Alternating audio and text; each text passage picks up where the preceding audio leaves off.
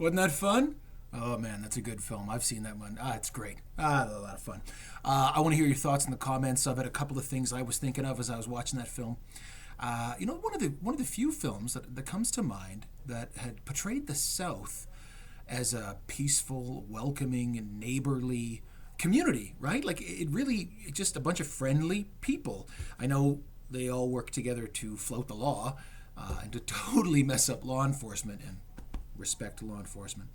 But wow, right? A few years before this, Burt Reynolds himself, the actor who played Smokey, did a movie called Deliverance, which you're not going to watch.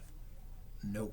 It is a horror film, and maybe ask your parents, or I'm sure your parents have seen it and they know why. It is just, a shocking movie, but it really makes the South a film to be mocked and feared, and a lot of films do that, right? That's kind of a stereotype, and this film really breaks that. So that was neat. I liked the chemistry. Did you see the chemistry between Sally Field and Burt Reynolds? Ironically, not ironically if you've seen the movie, but they would go on to become a couple. They would start dating during this production. They were together for 5 years. It's obvious, though, that chemistry there between them, even the buddy chemistry between Jerry Reed and Burt Reynolds, Cletus and Bandit, is just so obvious. Jerry Reed, you might have, his voice. He wrote and sang the songs for the movie. But that was by choice, sort of, but they didn't have the money to pay for licensing for other films. It wasn't in the budget, so Jerry wrote and sang the songs. And that song that became very famous, Eastbound and Down, which you heard a few times, he wrote that in one evening. Hal Needham, the director I told you about, he called Jerry after production and said, look, we need one more song for the movie. You got to come up with something. And Jerry said, okay. And in one evening, he wrote, produced, and recorded that song, which is just fantastic. And it would go on to become the #2 Billboard hit that year in America. So, wow, made him a lot of money. Did that movie ever highlight that car? That car, man, the sounds of that Trans Am. It's like it's just constantly spinning out. That was amazing. Makes you want to drive fast. Don't drive fast. Obey the speed limit, kids. But it makes you want to, doesn't it? Oh, gosh, that was great. I love that car. What else would I want to talk about? Some things. Oh, yeah. So Hal Needham, this director, would make this movie. And like I said, the studio put it in a few theaters because they didn't have any confidence in it. But then it became more popular and more popular.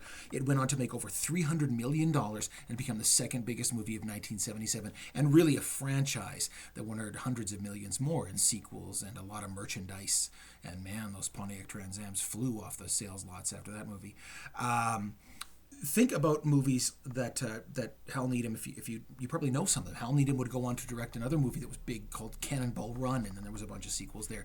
He did my favorite movie as a 10-year-old boy, a movie you have never seen, and maybe if your parents have seen it, well, I'll give them a round of applause. It's a ridiculous film called Megaforce, and it is so stupid. It's like G.I. Joe live action, but they wear spandex and they drive motorcycles that fly and have rainbow smoke coming out them.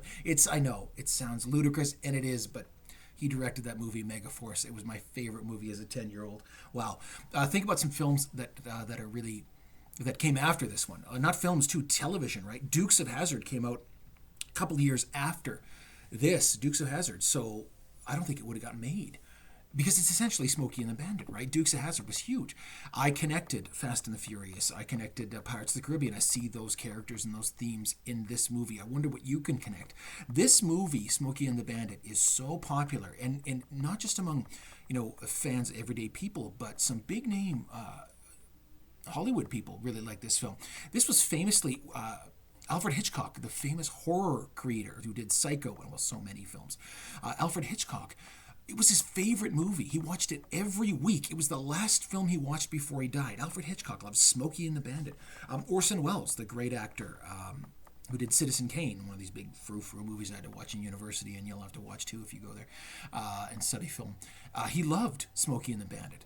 There's a lot, apparently, people that study cinema that think there's a lot of merit to this film technically. Whatever. I just hope you liked it. I hope you buckle up when you drive. But I hope you had a great time. Let me know what you think of it, and we'll see you later.